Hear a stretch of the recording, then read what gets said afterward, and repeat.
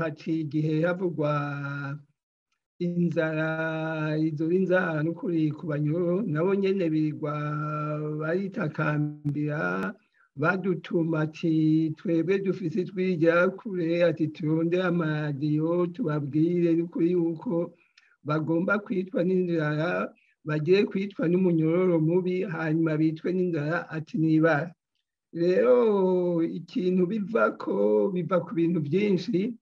Honyene urabona mu Burundi inzara iri mu gihugu cyose, naho leta iguma ivuga ati umwimbu ngo ni munini, ngo baronse umwimbu ukwiye, ngo barimbuye n'ibyo n'imisesekara, ariko iyo biravye muri rusange usanga n'abanyagihugu bariko bararira, n'ahagira amahera menshi araja kubisuma, mugabo agasuma intica ntikize canke ivyarondera ntabironke. Rero ku banyororo n'ibindi bindi abantu buganywe batagira ifatiro, murazi ko hahitiye n'ikiza cya covid ho byari bindi, ariko ubu imiryango abagenzi barashobora kubagemurira, ariko nabo nyene nta benshi bagemurira, kuko nabo nyene abo bagemuriye nta mwikoro bafise, nta mwimbu baronse. Rero kuvyerekeye abanyororo uti biva kuki? Jewe ubwa mbere novuga yuko biva ku bwinshi bw'abanyororo, kubera kuko twama twabivuze kenshi iminsi yose, amabohero yose yo mu Burundi yategerezwa kwakira abanyororo batarenga 4,294.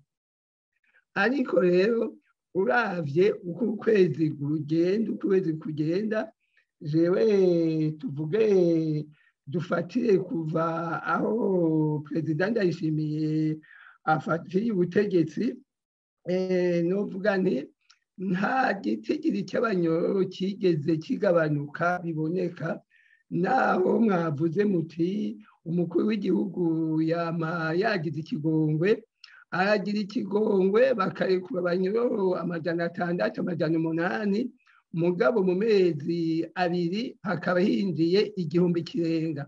Urumva rero cya kigongwe ni ukuvuga bashatse kurondera ibibanza basubizamwo abandi bantu. Rero ubu nyene turiko turavugana kuri uno munsi w'itariki 22 mu mabohero yose yo mu Burundi, aha n'ibitigiri by'ibohero rimwe ndabifise, ariko reka ntangiye muri rusangi kuko twavuze iby'abanyororo. Uno munsi rero mu mabohero yose yo mu Burundi hari abanyororo 12,625. Ahantu hateza kuja abanyororo batarenga 4,000. Hanyuma indya zabagenewe, rasiyo imwe ita mu gifaransa rasiyo y'abanyororo, iguma ari yayindi. Ikibabaje nuko n'abo banyororo bongerekana, kenshi usanga indya babaha ari za zindi. Rero umunyororo ateza kuronka ya magarama yiwe 350 y'ibiharage n'350 y'ubufu, ugaca usanga rero bagiye kubigabura n'abandi binjiye ejo canke hirya y'ejo. Urumva yuko kugira ngo 350 ataronka 250. Rero ikindi ni uko abadandaza bajana indya mu mabohero, uca usanga badehukiwe, kuko usanga leta ibaheranya amafaranga menshi gose. Hanyuma naho nyene nabo ayo mafaranga kuronka baza gusumira nk'ibiharage, ibiharage bisanzwe bikenye mu gihugu cyose, uca usanga rero zanja bajana mu mabohero zitaboneka. Kira noneho si bo bonyene, mbere n'izindi nzego zigaburirwa na leta ziridoga. Raba mu mashuri, abayobozi b'amashuri birirwa barasemerera ati nyabura kabuze ijya duha amashuri, abanyeshuri ntibakijya ibikwiye. Ugaca usanga mu nzego mbere zikomeye batezwa kwikingira nk'igipolisi, nabo nyene bakavuza induru, mu gisoda bakavuza induru. Urumva rero nk'abo bantu babuze indya mu banyororo, umva bica bigenda gute? Naho ngiranire rero kuri n'ishaka rike rya leta ririmwo, kuko bazi yuko abanyororo abantu banyagupfa agatera k'abanyororo nuvuga yuko kuri leta itakitaho uko bikwiye. Ariko aya mashirahamwe yacu akiri mu Burundi agikora ikibazo cyerekeye abanyororo, twebwe muri APRODH twavuganye n'abayobozi b'amabohero izo ngorane, hanyuma natwe tukegera abadufasha, ikibazo cy'abanyororo kuvyerekeye ifungurwa kigatorerwa inyishu. Mbere novuga yuko atari imigumuko yari iherutse mu mabohero, kubera kuko abanyororo babanza kutubwira ingorane, hama tukazivugana n'abayobozi, hanyuma tukabitorera inyishu twese hamwe. Nuko rero amashirahamwe yafasha igihugu. Twebwe amashirahamwe ntitwari ngaho kugira turwanye leta, ahubwo kwari kugira tuyishigikire. Rero ngivyo ibintu nyamukuru bituma haba inzara, izura inzara mu mabohero, ni ukubera ibyo bituma mpejeye kuvuga. Iyo nk'abakozi ba leta, inzego za leta zisanzwe ziraba ingene umwimbu wagenze mu Burundi, ingene abanyagihugu babayeho, iyo izo nzego zonyene zivuze ziti mu Burundi abantu benshi bashika nka 40% ntibafungura bikwiye, batezwa gufungura gatatu, ariko benshi utusanga bafungura rimwe ku munsi, naho nyene bagafungura intica ntikize. Hanyuma yo amashirahamwe mpuzamakungu agize ati mu Burundi muritega inzara mu minsi izoba ndanse, baba baribonye yuko ata mwimbu ukwiye uhari. Hanyuma rero nicyo gituma usanga uti mu mabohero ibyo bitigiri by'uno munsi, jewe novuga ko atari vya kera, kuko jewe vy'abanyororo nabikurikiranye kuva kera. Ntangurire nko kuva jewe ntanguye gukora mu bintu by'abanyororo muri 1996, ni ukuri nta na rimwe hari bwagera ibitigiri bishika ku 13,000, naho vyari vyakaboneke. Novuga mbere yuko igihe Ndadaye yafata ubutegetsi yakuyemwo abanyororo, gushika hamwe hasigayeyo abanyororo batarenga 3,700. Kuva icyo gihe rero CNDD-FDD ifashe ubutegetsi, niho ibitigiri byatanguye kuza biduga rwose, gushika hamwe bashikana n'ibihumbi 13 birenga. Ariko uno munsi turiko turavugana, urabona ko harimwo ibihumbi 12,625 mahantu hateza kuba ibihumbi 4,294. Urumva rero ko izo ari ingorane. Hanyuma rero ugaca usanga rero mu gupfunga abantu babapfungira ibintu bitaja ntibize, ugaca usanga benshi bazira ibintu bya politike, bazira ivyiyumviro vyabo, canke bazira inzankano ziri hagati y'abantu bafise ubutegetsi, canke agasumba kandi gakamira agapfa gupfungisha umuntu kubusa. Ubu nabonye yuko ibyo twari twagerageje gukuraho vyasubiyeho. Kera umushefu dozone yarafunga umuntu, umusitani agafunga abantu, mugabo twebwe twagiye tuti ibyo bintu ntibishoboka. Twagize amanama, turatanga inyigisho turi kumwe nabo mu butungane, nabo muri ntwaro, nabo mu gipolisi, mu bajeje umutekano. Ivyo bintu byari vyaraheze. Hano kubwira nk'imwaro twari twagize inama, umusitani turamubwira yuko atabubasha afise bwo gupfunga umuntu.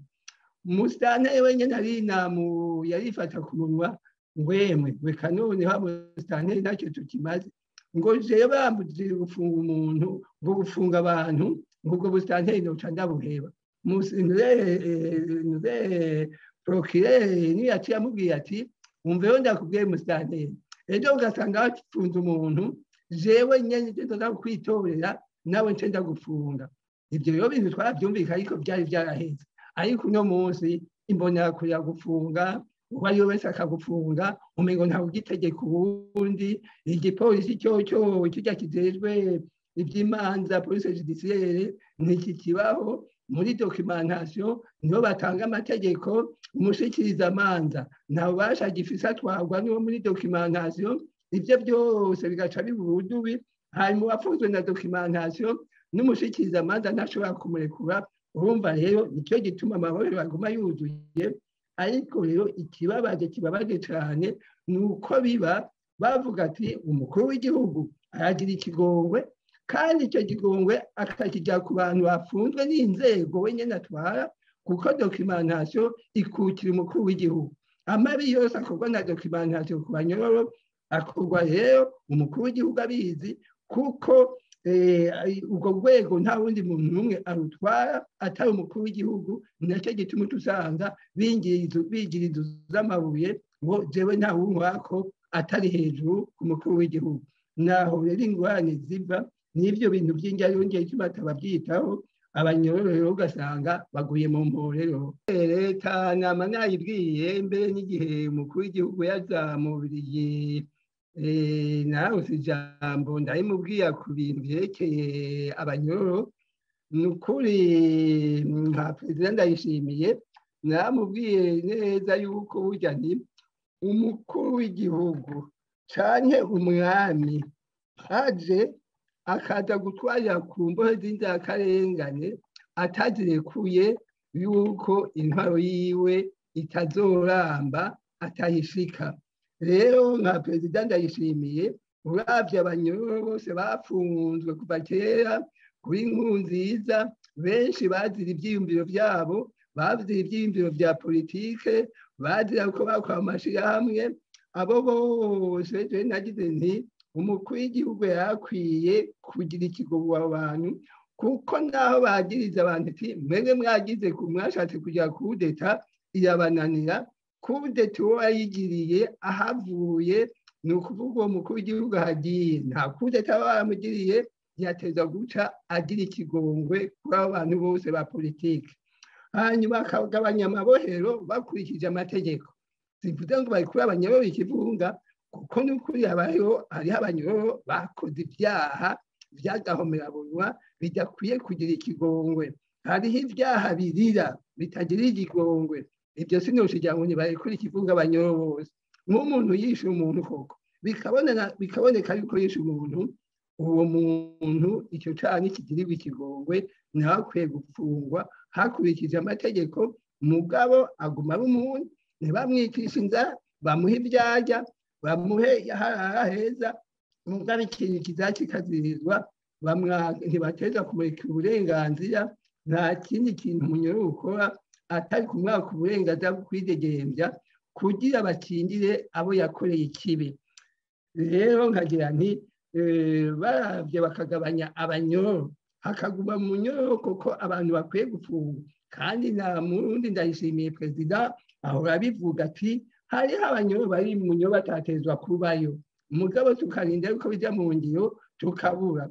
Nahongira nti bagabanye abanyororo, hafungwa abanyororo bakwiye gupfungwa, igitigiri kigabanuke. Hanyuma rero biteho kuzana ibifungurwa bikwiye, kuko ariho amategeko agenga amabohero n'ingene umunyororo wese ateza gufungura. Hama barekere amashirahamwe yinjire mu mabohero aze kuraba ingene babayeho, aricyo bafashe, kuko ntushobora gufasha ikintu wewe utiboneye ingene kimeze. Nicyo gituma kera twebwe tugikora abayobozi b'amabohero bari barekuye ko twinjira mu mabohero, mugabo tugakorana tukabitagenda neza tukaza kubiterura inyishu hamwe. Nuko rero twakorana, nicyo cyari cyatuzanye kugira dushigikire leta, hama kandi kugira abanyororo ntibarenganywe, kuko ntibari bazi amategeko, twateza kuyabigisha, hanyuma bakaba bafise uburenganzira bwabo. Hama kandi rero bakabareka bakivuza, ntaje wicwa n'indwara kuko ngo ari mu munyororo atagiye kwa muganga, aje hanze aje kwivuza bamucunge, ntibajya ngo yatoroka. Nta munyororo ashobora gutoroka acunzwe. Muri icyo gihe abamucunze nibo baba biyanjanjweko. Nahongira nti izo ngingo nizo zofatwa, hanyuma umunyororo bakamufata nk'umuntu, ntibamufate nk'ibikoko, bamuha uburenganzira arekuriwe n'amategeko.